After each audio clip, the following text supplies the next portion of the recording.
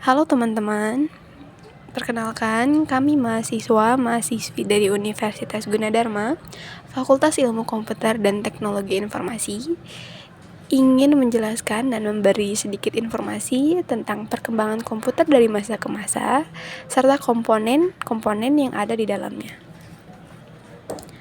Oke, bisa kita lihat di slide ini. Di video kali ini, kami akan membahas tentang definisi komputer, sistem komputer yang akan dijelaskan oleh saya sendiri, Anissa. Dan ada juga pembahasan tentang perangkat keras, perangkat lunak, brainware yang akan dijelaskan oleh teman saya, Kakak Anton. Dan yang terakhir, di video ini juga kami akan membahas tentang klasifikasi komputer yang akan dijelaskan oleh Kakak Anwar. Oke, yang pertama, pembahasan tentang definisi komputer. Siapa sih yang gak tahu komputer? Kalian pasti tahu kan? Komputer ini merupakan sebuah perangkat teknologi yang sangat penting dan tidak bisa lepas dari kehidupan sehari-hari manusia. Komputer juga mempunyai banyak kegunaan, seperti misalnya untuk mengerjakan pekerjaan kantor, tugas kuliah, tugas sekolah, sebagai sarana media informasi atau komunikasi, dan juga bisa sebagai media hiburan, dan masih banyak lagi. Di slide ini bisa kalian lihat ada beberapa definisi komputer menurut para ahli. Yang pertama ada menurut Hamacher. Menurut Hamacher, komputer adalah mesin penghitung elektronik yang cepat dan dapat menerima informasi input dan kemudian memprosesnya, lalu bisa menghasilkan output berupa informasi sesuai dengan program yang disimpan di memorinya. Yang kedua ada menurut Blissmer. Menurut Blissmer, komputer adalah suatu alat elektronik yang mampu melakukan beberapa tugas sekaligus. Contohnya bisa menerima input, memproses input, menyimpan perintah-perintah, dan menyediakan output dalam bentuk informasi. Yang terakhir, bisa kalian lihat ada menurut William M. Forey. Menurut beliau, komputer adalah suatu alat pemroses data yang dapat melakukan perhitungan besar secara cepat dan tepat, termasuk perhitungan aritmatika dan operasi logika tanpa campur tangan manusia. Bisa kita tarik kesimpulan dari definisi para ahli ini, komputer itu adalah alat elektronik yang bisa melakukan perhitungan aritmatika atau operasi logika dengan cara menginput program ke dalamnya, lalu program itu disimpan di memori dan menghasilkan output berupa informasi yang bisa dipakai atau yang biasa kita gunakan di kehidupan sehari-hari. Kita masuk slide selanjutnya tentang sistem komputer. Di dalam komputer ada 3 komponen utama yang bisa menjalankan komputer. Yang pertama ada hardware atau perangkat keras yang bisa kita lihat, yang bisa kita sentuh dengan tangan kita. Yang kedua ada software atau perangkat lunak, merupakan program yang dijalankan pada komputernya. Yang ketiga ada brainware atau sumber daya manusia yang mengoperasikan dan mengendalikan sistem komputer tersebut. Dan untuk penjelasan lebih dalamnya tentang hardware, software, dan brainware ini akan dijelaskan di slide selanjutnya oleh teman saya, Kakak Anto. Ya, sekarang kita sampai di bagian atau section hardware atau perangkat keras. Di perangkat keras ini ada 3 item yang akan kita bahas. Yang pertama adalah prosesor. Ibaratnya prosesor itu adalah otak dari komputer. Kenapa dibilang otak? Karena prosesor ini yang memproses semua kerja komputer. Dan di dalam CPU itu ada komponen dua bagian utama, yaitu ada ALU, yaitu Arithmetic Logic Unit, dan Control Unit. Dan kecepatannya prosesor itu biasanya ditentukan oleh kecepatan dari control unitnya, seperti itu. Yang kedua ada memori. Memori itu ada 2 tipe memori, yaitu ada primary dan secondary memory. Primary itu contohnya adalah RAM. Terus ada jadi RAM ini adalah kategori memori yang tidak primer, itu kemungkinan besar ketika komputer dipadamkan, informasi yang disimpannya juga hilang. Karena yaitu tadi tidak primer. Nah, jadi ketika kemungkinan besar ketika komputer mati, itu memori itu pun juga akan hilang karena RAM itu kan cuman random access memory seperti itu. Yang kedua ada secondary memory. Secondary memory itu adalah menyimpan data yang secara permanen. Contohnya kayak hard disk, terus ada SSD, terus ada kaset CD-ROM, terus ada flash disk, ada floppy disk untuk zaman dulu. Itu contoh dari secondary memory yang menyimpan memori secara permanen. Untuk perangkat dan input dan output itu ada dua. Ada input device itu untuk perangkat masukan yang tujuannya untuk memasukkan informasi ke dalam komputer. Contohnya adalah keyboard, ada mouse, ada modem, ada kamera, ada scanner atau touchscreen. Untuk yang kedua itu ada output device atau device untuk outputnya. Itu di situ adalah memberikan keluaran kepada komputer, yaitu ada monitor untuk mengeluarkan gambar, ada printer untuk mengeluarkan kertas atau informasi, ada speaker untuk mengeluarkan suara, ada modem untuk mengeluarkan jaringan dari internet. Seperti itu. Ya, kita lanjut ke section berikutnya, yaitu ada di perangkat lunaknya. Jadi perangkat lunak ini ada 3 section yang akan kita bahas. Ada section yang pertama itu adalah operating system. Jadi operating system itu adalah perangkat lunak yang mengoperasikan komputer. Ibaratnya adalah mesin penggeraknya. Dan di situ ada contoh banyak banget operating system yang akan kita pakai, yaitu ada Windows, itu adalah yang biasa, yang general, ada iOS, ada Linux, ada macOS untuk MacBook, ada Android dan segala macamnya gitu. Yang kedua adalah utility program.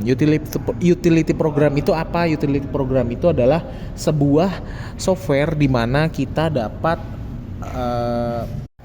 utility program itu adalah merupakan program khusus yang berfungsi sebagai pemeliharaan komputer, seperti antivirus, seperti untuk menjaga keamanan data-data kita.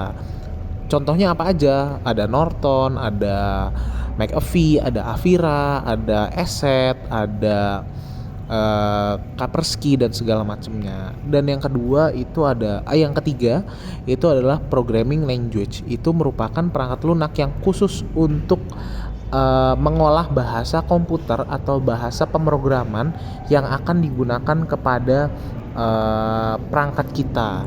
Dan contohnya di situ ada Pascal untuk bahasa tingkat tinggi, ada Java, ada Basic, dan ada Prolog. Untuk bahasa tingkat menengah itu adalah bahasa C atau bahasa C. Lalu ada text editor. Text editor itu adalah Word, ada worksheet itu untuk lembar kerja seperti Excel, ada aplikasi untuk presentasi, dan yang terakhir adalah ada aplikasi untuk desain grafis, yaitu Adobe Premiere. Seperti itu. Dan kita lanjut ke section berikutnya, yaitu ada di brainware atau pengguna. Jadi di brainware ini adalah ada empat bagian yang akan kita bahas. Bagian pertama itu adalah sistem analis. Sistem analis adalah orang di mana yang berperan untuk melakukan analisis terhadap permasalahan yang akan dihadapi oleh komputer, serta merancang solusi pemecahannya dalam bentuk program komputer. Jadi bisa dibilang sistem analis adalah orang yang merancang bagaimana aplikasi itu dapat terbentuk. Dan yang kedua adalah programmer. Programmer adalah berperan menerjemahkan rancangan yang dibuat analis ke dalam bahasa pemrograman, sehingga solusi dapat dijalankan oleh komputer. Lalu yang ketiga adalah operator. Operator adalah orang yang bertugas menjalankan komputer berdasarkan instruksi yang diberikan. Dan lalu yang terakhir adalah teknisi. Kenapa diperlukan teknisi? Karena teknisi itu sangat diperlukan untuk pemeliharaan sistem ataupun untuk pemeliharaan perangkat keras yang ada di dalam komputer gitu. Jadi kalau tidak ada teknisi, bisa jadi komputer kita bisa rusak atau kena virus atau segala macam ya, seperti itu. Klasifikasi komputer terbagi menjadi 5, yaitu pertama komputer analog, yang kedua komputer digital dan komputer mikro, yang ketiga superkomputer, yang keempat komputer hybrid, dan yang kelima komputer mini. Ya, yang pertama komputer analog. Komputer analog adalah istilah yang digunakan untuk menggambarkan alat perhitungan yang bekerja pada level analog. Contohnya seperti mesin SPBU, penghitung aliran BBM pada SPBU yang digunakan untuk melakukan pengecekan yang berbentuk angka, karena ia termasuk dengan data yang bergelombang. Yang kedua komputer digital. Komputer digital ialah mesin komputer yang mengelola data yang bersifat kuantitatif dalam bentuk angka, huruf, dan tanda baca. Sedangkan komputer mikro atau mikrokomputer adalah komputer yang menggunakan mikroprosesor sebagai CPU utamanya, yang berfungsi untuk menginput data atau menerima data informasi dari sumber luar. Yang ketiga superkomputer.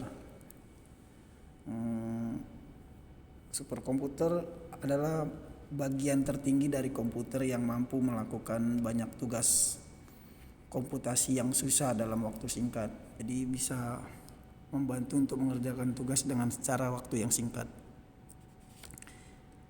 Dan yang keempat komputer hybrid, yaitu merupakan komputer yang memiliki kemampuan analog dan komputer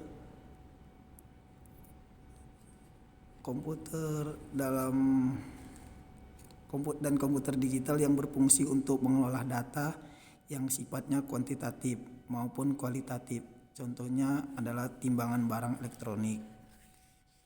Dan yang kelima komputer mini.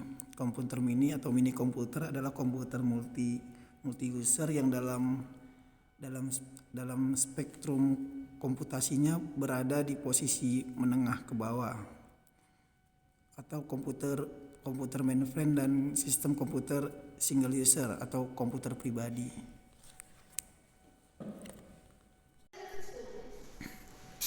Next, klasifikasi komputer atau berdasarkan generasi. Jadi di slide 9 ini klasifikasi komputer, yaitu dijelaskan dari generasi pertama, generasi kedua, generasi ketiga, dan generasi keempat. Di klasifikasi generasi pertama pada tahun 1946 sampai dengan 1959 menggunakan tabung hampa. Dan yang kedua, generasi kedua tahun 1959 sampai 1965 menggunakan transistor. Generasi ketiga tahun 1965 sampai 1970 menggunakan IC atau integrated circuit. Dan yang generasi keempat tahun 1970 sampai sekarang menggunakan PC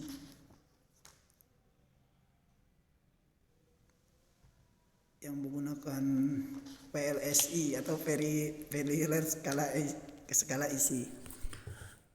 Jadi klasifikasi komputer ialah proses pengelompokan komputer berdasarkan kelas dan tujuan penggunaannya masing-masing, seperti mempermudah dalam bagian dan fungsi komputer masing-masing.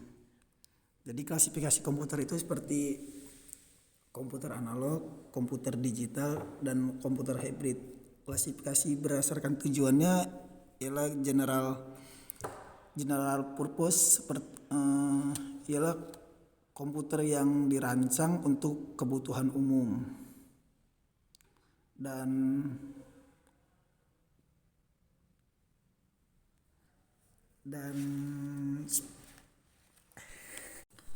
jadi klasifikasi berdasarkan tujuannya itu ada dua, Yang pertama general purpose, yaitu komputer yang dirancang untuk kebutuhan umum. Dan yang kedua special purpose atau komputer yang dikembangkan untuk kebutuhan khusus. Hanya kayak seperti fokus pada satu tujuan. Contohnya kayak komputer yang digunakan untuk merancang cuaca. Dan untuk klasifikasinya berdasarkan ukurannya ada mikrokomputer, ada mini komputer, ada small komputer, medium komputer, dan large komputer, dan terakhir superkomputer. Ya, sekian yang dapat kami bahas pada kesempatan kali ini. Semoga informasi yang kita berikan atau kami infokan kepada kalian semua dapat berguna bagi kehidupan kalian, bagi pembelajaran kalian ke depannya. Dan terima kasih dan salam manis dari kelompok 2.